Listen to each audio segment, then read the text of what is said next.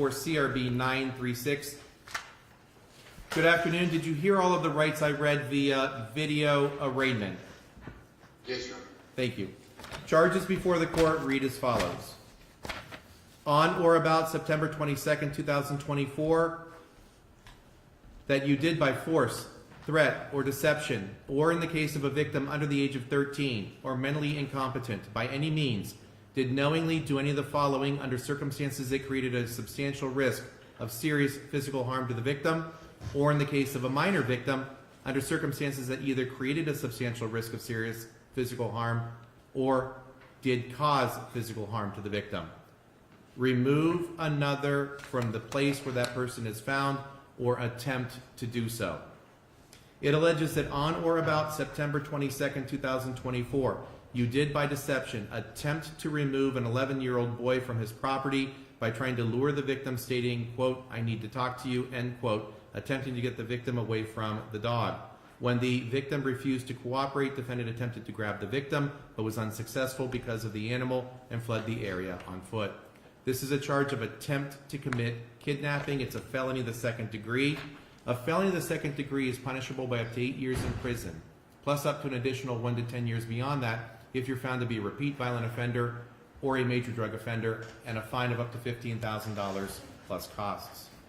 It also alleges that on or about Friday, September the 20th, 2024, you did knowingly obtain, possess, or use a controlled substance or controlled substance analog, that you were found to be in possession of approximately 1.6 grams of methamphetamine, a Schedule II controlled substance, hidden in the steering wheel of a van.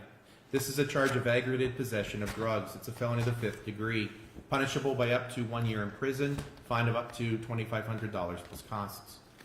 The misdemeanor allegations read as follows. On or about September 20th, 2024, that you did without privilege to do so and with purpose to prevent, obstruct, or delay the performance of a public official of any authorized act within that public official's official capacity, you did do any act that hampered or impeded the public official in the performance of that public official's lawful duties.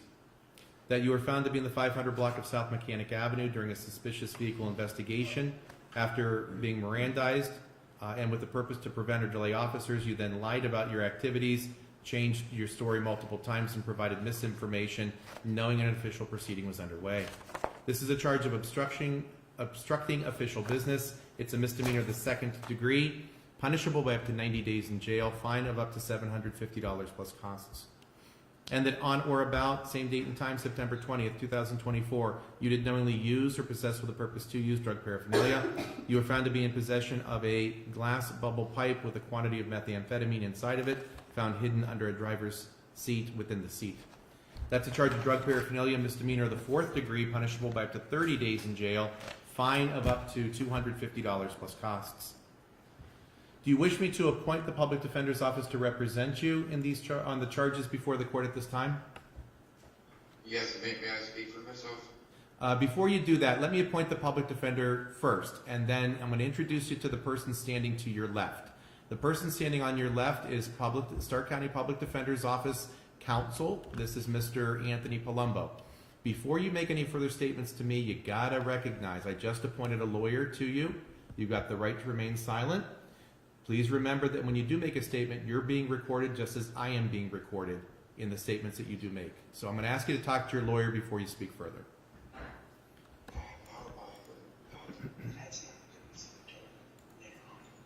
I wasn't even there.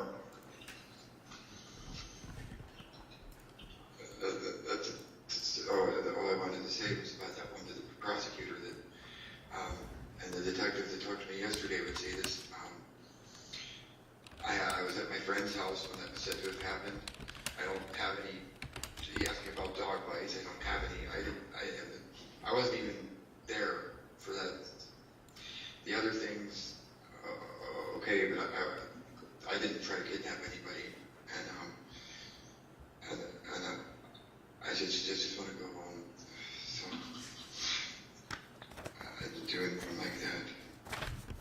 All right, court. Court has appointed the public defender. At this time, Mr. Palumbo, is there anything else that you would want the court to consider in setting bond or establishing a pretrial and preliminary hearing? I have a job in a place to stay. Your Honor, I would mention the defendant does have a place to stay that is separate from alliance. That would be with family. Point out, obviously, these are allegations. At this point in time, they're serious allegations. Once we get more information, we'll be able to provide that to the court, but I point out the information I just provided. All right, thank you, sir. Madam Prosecutor, is there a victim witness advocate presentation that the court should be made aware of, or does the state have a position on bond? Thank you, Your Honor. At this time, the state would be requesting bond in the amount of $100,000, cash or surety only. The victim in this case has given a statement through a representative, obviously indicating that they're very shaken up over the incident, and that they are having to be walked to the bus in the morning because they are scared to even walk to the bus.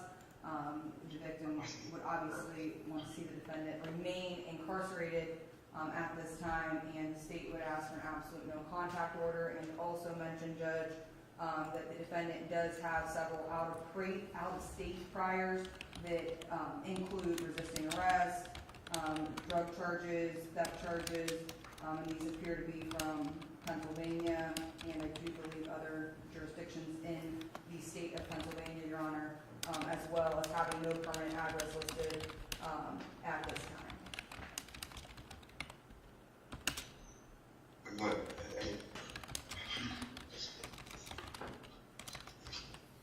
All right, the court is going to set bond as follows. In setting the bond, the court notes the severity of the allegations before the court. The court also notes the ability of the defendant to access out-of-state accommodations, and in the course of noting that, we'll also note that there's a prior conviction for resisting arrest, indicating a lack of compliance with authority. The court will set bond at at $100,000. It'll be cash or surety only, absolute no contact with victim.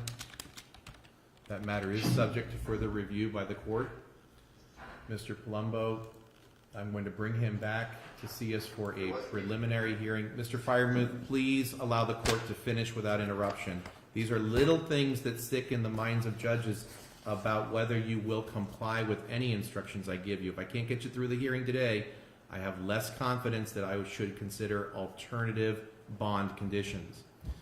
Mr. Palumbo, the information indicates that he was picked up on the 22nd. Can I bring him back? He's going to be on your week, right, Mr. Palumbo? Yes. All right. Jared, what's best? Monday, September 30th, Your Honor, 10:30. All right. We'll bring him back on Monday, September 30th at 10:30. Thank you, ma'am. You're welcome. No plea taken on the felony. No plea taken on the second felony. Plea of not guilty on the misdemeanor. Absolute no contact with victim. In the event he does post, he must comply with pretrial release as well.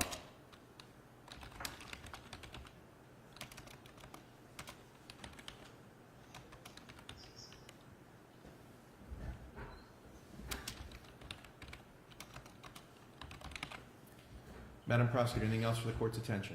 Nothing, thank you, Judge. Thank you. Mr. Palumbo, anything else for the court's attention? No, Your Mr. Honor. Firemuth, anything else for the court's attention?